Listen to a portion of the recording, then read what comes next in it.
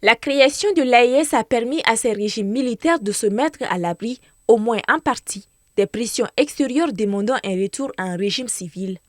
Dans les premiers temps, la CEDEAO et les États occidentaux ont exercé une pression sur les régimes militaires pour qu'ils accélèrent la transition. Si les trois gouvernements ont déclaré qu'ils étaient disposés à transférer à un moment donné le pouvoir aux civils, ils n'ont pas pris des mesures concrètes dans ce sens. Mais rien n'indique que ces régimes céderont le pouvoir dans un avenir proche et la pression extérieure pour les y contraindre s'est depuis relâchée. Quant à la contestation interne, elle reste faible en raison du soutien populaire dont bénéficient ces régimes, mais aussi de la répression qu'ils exercent sur les responsables politiques et de la société civile. Le traité de la CEDEAO stipule toutefois que les pays sont tenus de respecter un préavis d'1 an avant que leur retrait ne soit effectif. Ce délai prendra fin le 28 janvier 2025. Si aucun accord n'est conclu d'ici là, leur départ deviendra officiel. S'il est confirmé en janvier 2025, le retrait des trois pays sahéliens de la CEDEAO aura sans nul doute de graves conséquences économiques, diplomatiques et sécuritaires.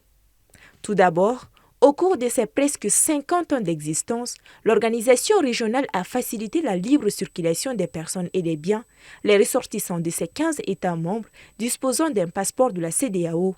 Le retrait des trois États du Sahel pourrait perturber ces mouvements. Des millions de Burkinabés, de Maliens et de Nigériens vivent dans d'autres États membres de la CEDEAO. La sortie des trois pays créera une incertitude quant à leur statut de résident. Les effets du retrait sur le commerce et les autres activités économiques restent également incertains.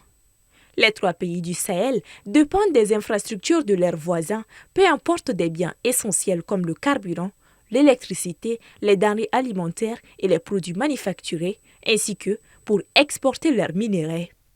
Si ce commerce est vital pour les économies sahéliennes, il est aussi une source importante de revenus pour les États côtiers d'Afrique de l'Ouest. Un divorce avec la CEDEAO ne signifiera pas en soi la fin des relations commerciales entre les deux organisations, mais il pourrait marquer le début des relations économiques plus instables. Les pays des deux blocs restent pour l'instant liés par divers accords bilatéraux et multilatéraux.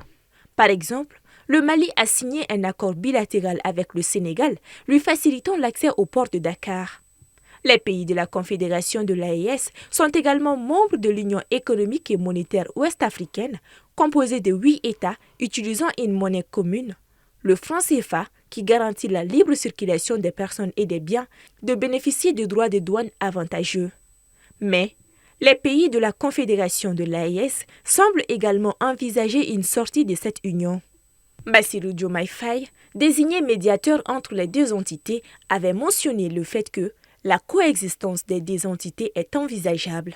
Je le cite, « Rien n'empêche aujourd'hui de maintenir l'AES puisqu'elle est déjà là et répond à une réalité sécuritaire à laquelle les pays font face. » Fin de citation.